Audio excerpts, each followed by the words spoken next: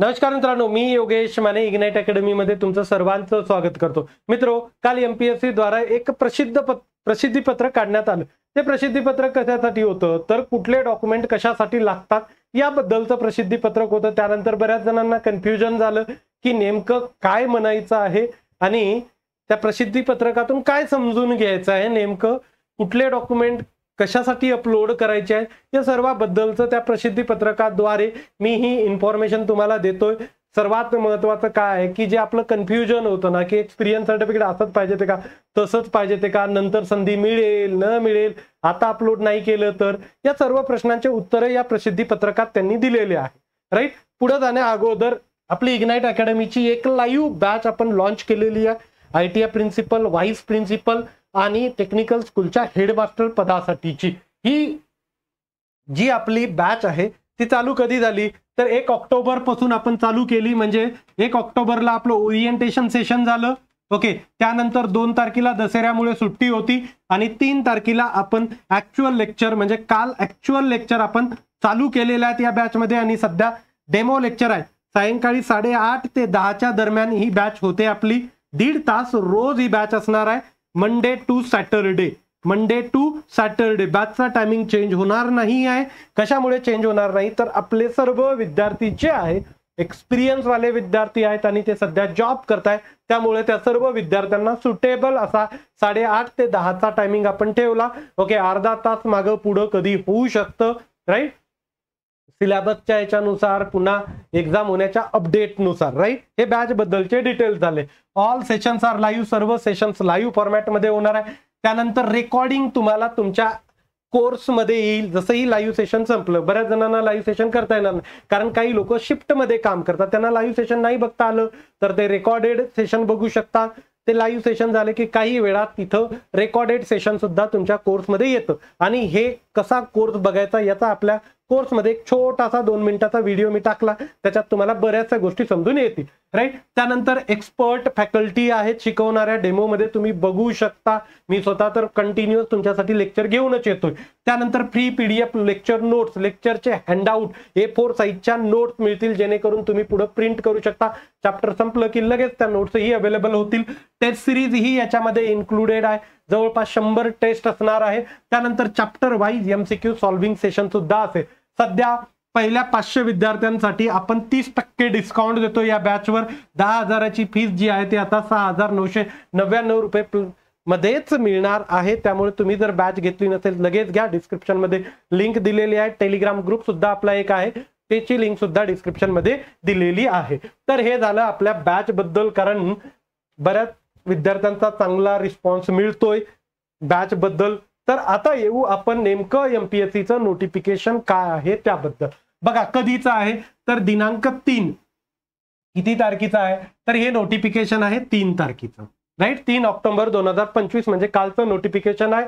Okay, विषय काय तर अर्जासोबत प्रमाणपत्र कागदपत्र सादर करण्यासंदर्भात जे आपण अर्ज भरतो, अप्लाय करतो त्यावेळेस कुठले कुठले डॉक्युमेंट्स आपण सबमिट केले पाहिजे ते त्याबद्दलचं हे प्रमाणपत्र प्रसिद्धीपत्र आहे, राईट। सर्वप्रथम बघा, नावासाठी तुमचं नाव कन्फर्मेशन पाहिजेत असेल तर SSC म्हणजे 10वीचं सर्टिफिकेट, त्याच्यावर जसं नाव आहे, जसं माझं नाव माने योगेश गणेशराव आहे तर माझ्या प्रोफाईलवर सुद्धा माझं नाव माने योगेश गणेशराव राहील, कारण 10वीच्या सर्टिफिकेटवर तसंच आहे। त्यानंतर वयाचा पुरावा जे तुमच्या 10वीच्या सर्टिफिकेटवर असेल, बरेचसे प्रूफ दिलेले आहे पण आपण 10वीचं सर्टिफिकेट सगळ्यात चांगलं ग्रँटेड पकडून चालायचं, राईट। आणि जवळपास सर्वांची 10वी झालेली आहे। कोणी असेल की ज्याची 10वी झालेली नाही त्यांनी मला कमेंट मध्ये टाका, आपण तुमच्याशी सेपरेट फोनवर बोलू, चर्चा करू, क्लिअर। वयासाठी तुमचं 10वीचं जे सर्टिफिकेट आहे त्याच्यावरचं चालेल, बाकीही दिलेले आहेत पण सर्वात महत्वाचं 10वीचं सर्टिफिकेट, 10th सर्टिफिकेट, त्याच्यावर जी जन्मतारीख आहे, कोणी आधारवरचं टाकतं, कोणी पॅनवरचं टाकतं, काही संबंध नाही। 10वीच्या सर्टिफिकेट तेच तुमच्या डॉक्युमेंट व्हेरिफिकेशनच्या वेळेस चेक होतं। त्यानंतर शैक्षणिक अर्हता, तुमचं एज्युकेशनल क्वालिफिकेशन, यासाठी 2-3 डॉक्युमेंट कन्सिडर होता। सर्वप्रथम म्हणजे तुमची डिग्री असेल तर डायरेक्ट डिग्री सर्टिफिकेट पहिली गोष्ट। ओके, डिग्री सर्टिफिकेट किंवा प्रोव्हिजनल, डिग्री नसेल जस्ट पास आउट झाले तर प्रोव्हिजनल सर्टिफिकेट तुम्हाला तुमच्या कॉलेजमधून मिळतं किंवा फायनल इयरची मार्कलिस्ट, या तिन्हीपैकी एक डॉक्युमेंट, राईट। हे शैक्षणिक अर्हता। त्यानंतर सामाजिक दृष्ट्या मागास प्रवर्ग यासाठी तुमचं कास्ट सर्टिफिकेट ओके, महाराष्ट्र राज्यातील सामाजिक आरक्षणाबाबत सामाजिक दृष्ट्या मागास प्रवर्गाकरिता सक्षम प्राधिकरणाने प्रदान केलेला जातीचा दाखला, कास्ट सर्टिफिकेट. अनुसूचित जाती व अनुसूचित जमाती व्यतिरिक्त अन्य मागास प्रवर्गाला उमेदवाराला क्रिमिलियर मध्ये समाविष्ट होत असल्यास जातीचा दाखला सादर करण्याची आवश्यकता नाही.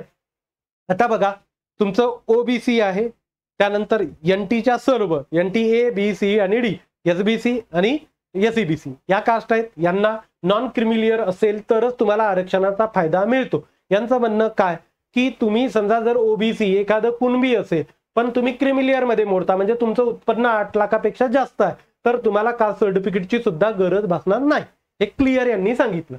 त्यानंतर आर्थिक दृष्ट्या दुर्बल घटकाचा त्याचाही वैध पुरावा, म्हणजे काय लागेल, त्याचं सर्टिफिकेटच लागणार आहे. नॉन क्रिमिलियर, आता बघा नॉन क्रिमिलियर कोणाला लागतं तर एनटीच्या सर्व ए बी सी आणि डी, भटक्या जाती ए, विमुक्त जाती अ, भटक्या जाती ब क ड ओके. त्यानंतर इतर मागास प्रवर्ग म्हणजे ओबीसी राईट, विशेष मागास प्रवर्ग म्हणजे एसबीसी आणि त्यानंतर एसईबीसी, यांना एनसीएल लागतं. क्लिअर, एनसीएल लागतं. महाराष्ट्रातील सक्षम प्राधिकरणाने एनसीएल म्हणलं की लक्षात येतं, तहसीलला जा तुम्हाला देतील ते, आणि लवकर जा. मूळ नॉन क्रिमिलियर प्रमाणपत्र वैध वाढवून घेतले असल्यास मूळ नॉन क्रिमिलियर प्रमाणपत्र व वाढविलेल्या मुदतीचे प्रमाणपत्र एकत्रितरित्या सादर करा. जर तुम्ही व्हॅलिडिटी एक्सटेंड करून घेतली असेल तर ओरिजिनल आणि एक्सटेंड केलेली व्हॅलिडिटी हे दोन्ही लागतात. पात्र दिव्यांगाचं सर्टिफिकेट लागतं. माजी सैनिक असला तर सैनिक सेवेतून मुक्त केल्याबाबतचं 20 नमुन्यातील प्रमाणपत्र. त्यानंतर प्रावीण्यप्राप्त खेळाडू असाल तर त्याचं सर्टिफिकेट लागतं तुम्हाला. नंतर अनाथ असाल तर अनाथ मध्ये 2 येतात, संस्थात्मक आणि संस्थाबाह्य, त्याचं सर्टिफिकेट लागतं. प्रकल्पग्रस्त असाल तर जिल्हाधिकारी कार्यालयातून मिळालेलं सर्टिफिकेट. त्यानंतर भूकंपग्रस्ताचं सर्टिफिकेट. अंशकालीन असाल त्याचं सर्टिफिकेट. मराठी भाषेसाठी तुम्हाला आता हे भरपूर जणांना कन्फ्युजन आहे, मराठी भाषेचं नॉलेज आहे याच्यासाठी काय अपलोड करायचं, तर तुमचं 10वीचं जे सर्टिफिकेट आहे त्याच्यात तुमची मराठी भाषा होती तर ते अपलोड करा. आता काही जण सीबीएसईचे आहेत ओके, तर सीबीएसईचे जे आहेत त्यांनी काय करायचं, तुमचं मराठी नव्हतं पण तुम्हाला मराठी लिहिता वाचता येतं की नाही याचं सर्टिफिकेट अपलोड करायचं असेल तर तुमच्या नजीकच्या एखाद्या कॉलेजमध्ये जिथं हायर एज्युकेशन आहे, मराठीचं डिपार्टमेंट आहे, तिथल्या एचओडी कडे प्रोफेसरकडे जायचं आणि मी एक नमुना आपल्या टेलिग्रामच्या ग्रुपवर शेअर करतो, त्याच्यावर त्यांची सही शिक्का घ्यायचा आणि ते अपलोड करायचं राईट. तो नमुना तुम्हाला टेलिग्रामच्या ग्रुपवर मिळेल, डिस्क्रिप्शन मध्ये त्याची लिंक दिलेली आहे ओके. प्रकाशनांचा प्रती हे आपल्याला गरज नाही याची. त्यानंतर विविध पदे ज्यांच्या व्यवसाय नोंदणी याचीही गरज नाही. अनुभवाचे प्रमाणपत्र हे सगळ्यात महत्वाची गोष्ट आहे आणि इथंच सर्वांचं आपल्याकडे कन्फ्युजन आहे. इथंच आपल्याकडे सर्वांचं कन्फ्युजन या अनुभवाच्या प्रमाणपत्रासाठीच आहे ओके. आता याच्यामध्ये काय लिहिलं, अनुभव अवश्य असलेल्या पदांसाठी आहे ते. संबंधित संस्थेच्या नाममुद्रिक पत्रावर म्हणजे लेटर हेडवर, संस्थेच्या लेटर हेडवर राईट, लेटर हेडवर लागतं. सक्षम प्राधिकरणाने प्रमाणित केलेले सविस्तर व परिपूर्ण अनुभव प्रमाणपत्र ज्यामध्ये उमेदवाराचं फुल नेम टाका, नाव तुमचं उमेदवाराची पहिली गोष्ट. त्यानंतर धारण केलेल्या पदाचं नाव, डेझिग्नेशन, तिथं जे डेझिग्नेशन होतं ते. त्यानंतर धारण केलेल्या पदाचे नाव, पदाचा तपशील, त्याची थोडी बहुत इन्फॉर्मेशन, पदाची काय काम होतं वगैरे, ते तुमचे काय रिस्पॉन्सिबिलिटी होती ओके. पदाची वेतन श्रेणी, सॅलरी ओके. तुम्ही म्हणाल सर एक्सपिरियन्स लेटरवर सॅलरी नसते, आमची कंपनी देत नाही, सेपरेट सॅलरी सर्टिफिकेट घेऊन टाका, काही अडचण नाही.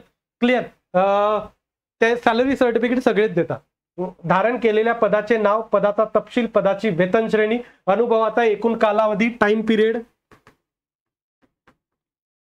Period okay. त्यानंतर कालावधी, पदावरील नेमणुकी स्वरूपाचे okay. Nature of appointment right, एवढं असायला पाहिजे. हे सगळ्यांच्या याच्यावर असते राईट. जर टीचिंग मध्ये असाल तर तुमचा जॉब ॲडॉक होता का हे तिथं मेन्शन असतं राईट. एवढ्या गोष्टी बऱ्यापैकी, सॅलरी सोडलं तर बाकी सगळ्या गोष्टी तुमच्या याच्यावर एक्सपिरियन्स सर्टिफिकेटवर सर्व कंपन्यांच्या मेन्शन असते. आता याच्यामध्ये कुठल्या प्रिस्क्राईब फॉर्मॅटचा उल्लेख केला नाही, इथं केला का उल्लेख नाही, त्यामुळं नाहीच मिळालं एमपीएससी फॉर्मॅटमध्ये तर ज्या फॉर्मॅटमध्ये आहे त्या फॉर्मॅटमध्ये सध्या अपलोड करून घ्या. पुढेही मी त्याचं स्पष्टीकरण सांगणार आहे, याचद्वारे तुम्हाला मी ते कळवत. ओके, महाराष्ट्रातील अधिवास, सगळ्यांना अधिवास आहे बघा. तुम्हाला रिझर्वेशन क्लेम करायचं असेल तर अधिवास सर्टिफिकेट लागतं, राईट. रिझर्वेशन तुम्हाला एससी एसटी ओबीसी त्यानंतर एससीबीसी एनटी यांचं रिझर्वेशन घ्यायचं असेल तर अधिवास लागतो. यासाठी डेटचं तसं काही उल्लेख नाही आहे. ओके, जुना असला अधिवास तरीही चालतो. क्लिअर.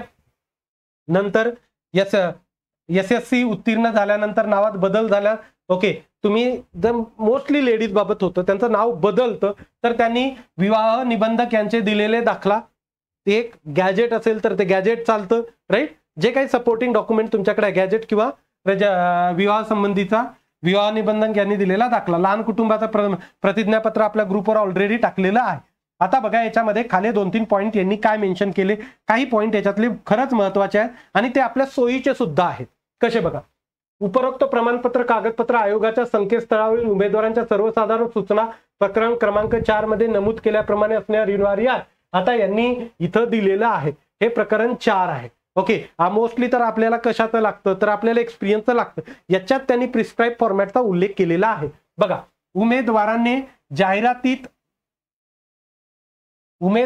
जाहिरातीमध्ये नमूद केलेल्या विहित प्रकारचा व त्याने अर्जामध्ये दावा केलेल्याचा अनुभव असल्याबद्दलचे दिनांकासह कार्यालयाच्या नामुद्रित पत्रावर म्हणजे लेटर हेडवर विहित नमुन्यामध्ये अनुभवाचे प्रमाणपत्र सादर करणे आवश्यक आहे.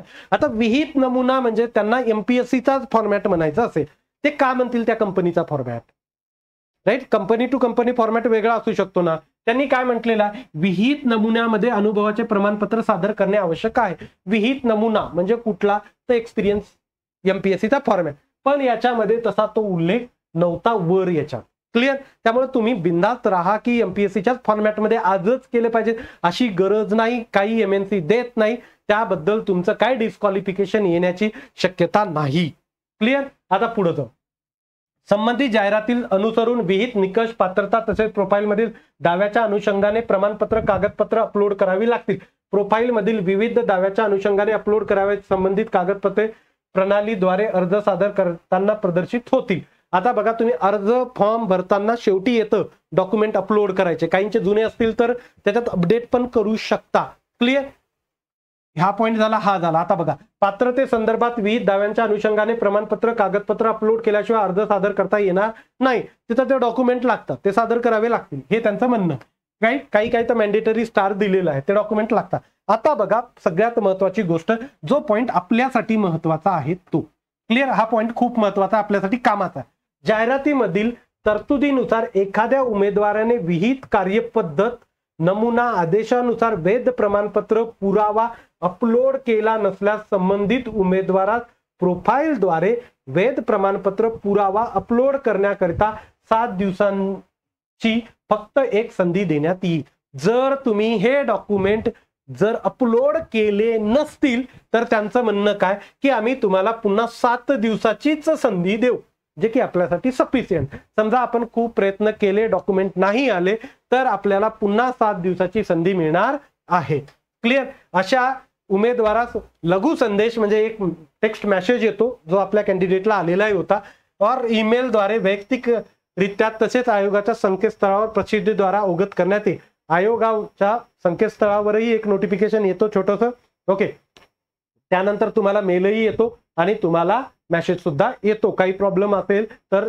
आता हे कधी येतं हे बघा, सगळ्यांना अगोदर करत बसतील का तर नाही. तुमची लेखी परीक्षा होते किंवा जे काही सीबीटी आहे ते होते, त्या सीबीटीचा रिझल्ट लागतो आणि जे कॅन्डिडेट इंटरव्ह्यूला क्वालिफाय झाले ना, फक्त त्यांनाच हा मेल येतो किंवा मेसेज येतो, राईट. बाकीचे ओढ्याला करत कशाला बसतील? ते आता 50,000 फॉर्म भरले, 50,000 जणांचं हे करत बसतील का? नाही. जेवढे इंटरव्ह्यूला सिलेक्ट झाले तेवढेच इंटरव्ह्यूच्या अगोदर ते देतात.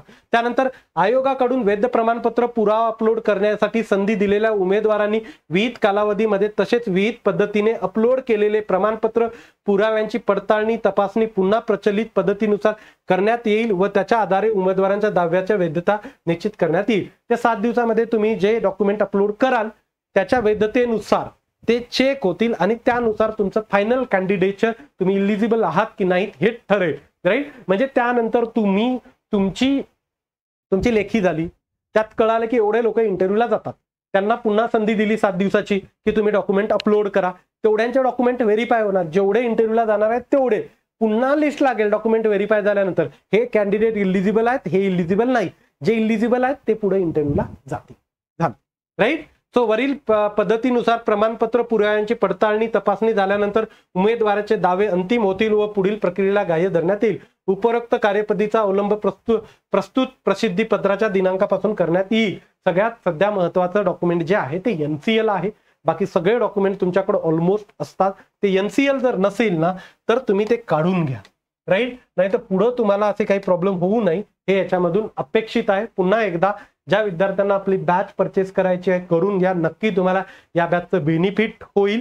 तुम्हाला जुना रेकॉर्डेड कोर्स आणि सध्याचा लाईव्ह कोर्स हे सर्व मिळेल. ज्यांनी बॅच घेतली त्यांनी ते रेकॉर्डेड कोर्स सुद्धा बघू शकतात. सर्व काही तुम्हाला आपल्या ऍपवर अवेलेबल आहे. मी तुर्तास इथं थांबतो. Thank you so much guys for listening me. काहीही डाऊट असेल तर कमेंट करा, मी त्याच्यावर व्हिडिओ घेऊन येतो. कंटिन्युअस मी तुमच्या टच मध्ये राहण्याचा प्रयत्न माझा चालूच आहे.